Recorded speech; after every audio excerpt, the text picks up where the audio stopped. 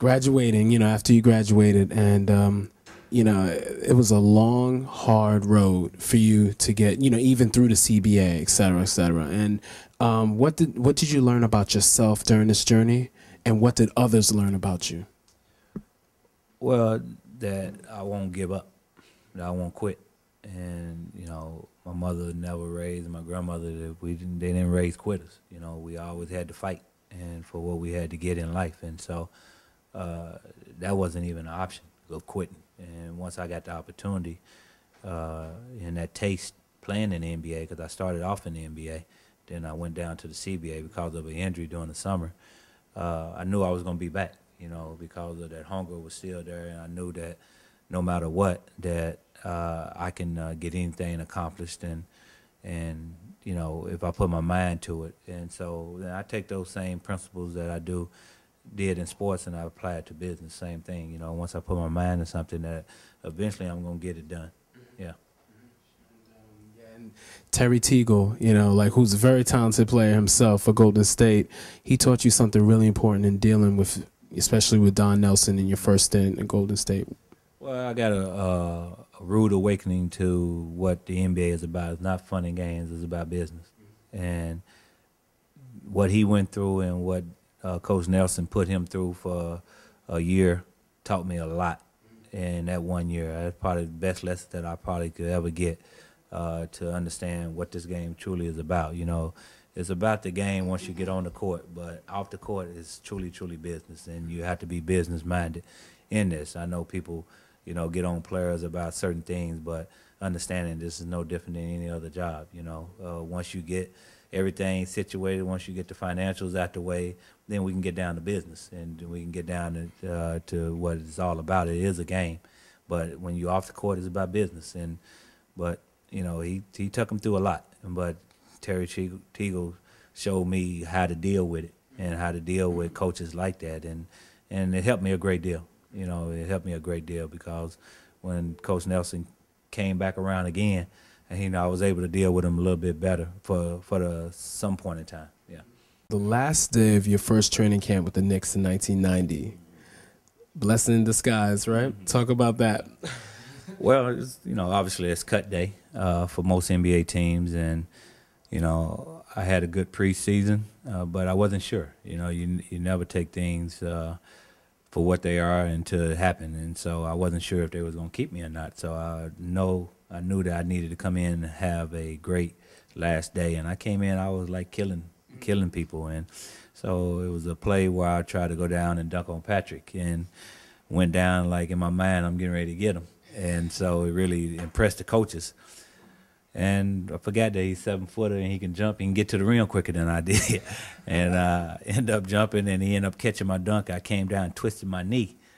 And so he had felt bad. He had thought he had tore my knee up, and I did too. And so, but it just, came out a blessing that I didn't actually do that. But I sprained my knee enough that they had to place me on injury reserve, and not knowing that they can't cut you when you're on injury reserve. So. But talking to Jeff Van Gundy later on, he said that we was going to keep you anyway. I was like, yeah, sure. Yeah, after the fact. Yeah, after the fact. So, but that's, that was a nice little day to be able to, knowing that you was going to be around for a little bit. And it worked out, too, because Stu Jackson, it seemed like he wasn't really going to give you the playing time, and he was fired for John MacLeod. And John MacLeod gave you that support, and, of course, later on, Pat Riley. So talk about how those two really gave their trust and faith in you. Well, John MacLeod, I love John MacLeod. He's a fiery coach. He's my type of coach, guy who's truly into it. I always say he's probably the best step slide defensive coach I ever seen at 50-some years of age. He was amazing. And but no, he believed in me. He saw something in me that he liked. He used to call me a tiger, and so he saw that in me. And I think he even mentioned that to Riles when Riles asked him. He said, "What you think about John Starks?" And he just pointed to his heart. Yeah, yeah. And so that says a lot. But I respect Coach MacLeod a great deal, as well as Coach Riley. Coach Riley brought a lot of class to his organization when he came. Brought a winning attitude, obviously, right off the bat because he didn't won all the championships when he was with the Lakers, and you know, the whole atmosphere just changed. You know, the crowd started to come out, especially when Rouse came. So it was just an exciting time to be a part of Knicks basketball during that particular era. And so, and you know, we was winning too at the same time, and so that makes it a lot of fun. Like Coach Riley, Hall of Fame coach, of course, he talked about at the Hall of Fame ceremony that his first practice there was a fight between two players. You know, like I was wondering who those two players were, first of all, but second of all, too, like on a serious note about Coach Riley, talk about how he approached the game with his meticulous nature. You know, how it really just set a precedent for you. Well, you know, Raul's, you know, whole thing was about being prepared and preparing yourself, not just when you get on the court, but before you get on the court. You know, he used to always walk through the locker rooms and look at everybody's locker, make sure that their locker was straight and neat. If you had a sloppy locker, you would get fined. So he just like in the Army. He's basically running just like in the Army. You know how they look at your beds, your bunk beds, and the whole deal. Make sure that you got it tucked under. You know, shoes put in the lockers right, and so it was just amazing. You know, he took that mentality. I know he thought he was General MacArthur, and so that's how, you know, he used to go at us, and so. But it taught us a lot about discipline, because you have to be disciplined in this game in order to succeed, because there's a lot of, you know, things out there that can get you sidetracked, and if you're not focused, you know, you're not gonna win, and so. He made sure that we stay focused as a team. Obviously, playing here in New York is a lot of distractions, and so he knew that we had to be the most focused team than any team out there, because this is the city that you can get caught up in.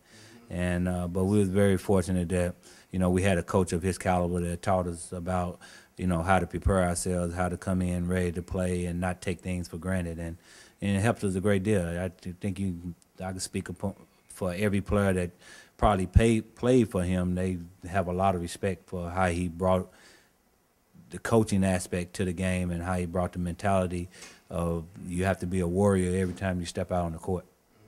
Who were the two players? I'm not sure which one he's talking about. It was a bunch of them fighting during that time when he first came, but I know Mace and Oak locked up. This was when X first came. You know, yeah, no, it was like four Brahma Bulls going at it, because you had Oak, you had Mace, you had Patrick, and X-Man, and so you had that first day of practice, nothing but like all you hear is just skiing, just bouncing down in that lane, and they're like, "You going? I ain't going in there. I'm not going in there today," because you see them boys, and finally Oak and X had some bad blood, you know, obviously, and finally they just locked up and looked at one another in the eyes. Stared each other down, then it was over with. Wow. It was over with. Then it was cool after that. You know, and I think they just needed to get that out their system. You know what I mean? It was just like, you know what you did, I know what you did, and boom, they had to get it out their system, and they got it out their system. They became good friends after that. It was funny. That's true, because I'll never forget that when they locked up when X was in Seattle. Yeah. And then they went into the crowd. Yeah. No, it was personal. It was personal. It was just bad blood. I don't think it was personal. I think it was just bad blood. And they just had to get it out their system. You know, they were just pounding each other. Mace, you know, trying to prove himself. Patrick in there. I tell you, I wasn't going down that lane that day. I'd probably been back on injury reserve. But no, it was great to see, because those guys were like just, you know, putting it to each other. And it's so funny about Mace and Riley's relationship was, you know, off and on, you know, and it's so funny you said in your book how when Riles went down to Miami, he called Mace. Yeah. You know, that's respect. You know what I mean? And Mace got respect. Mace would be the first to tell you he got a great deal of respect for Riles, and Riles helped his career a great deal. And, you know, Riles is the type of coach, because he's from the neighborhood, and he know how to deal with players like Mace. You know, Mace is not the easiest guy to deal with. And, you know, and being a teammate, you know, coming from, you know, the same type of neighborhoods that he come from, you understand, you know, what's real and what's not real. And so, and Riles understood that too. He know Mace was about winning, you know, but he's a vocal individual. And so, you know, he's New York. Yeah, he's New York kid. So, but, you know, we all got respect for one another at the end of the day. That's what it's about. And the bond you had with the CBA, you and Mace were both all-stars in the CBA, and you both came up the hard way.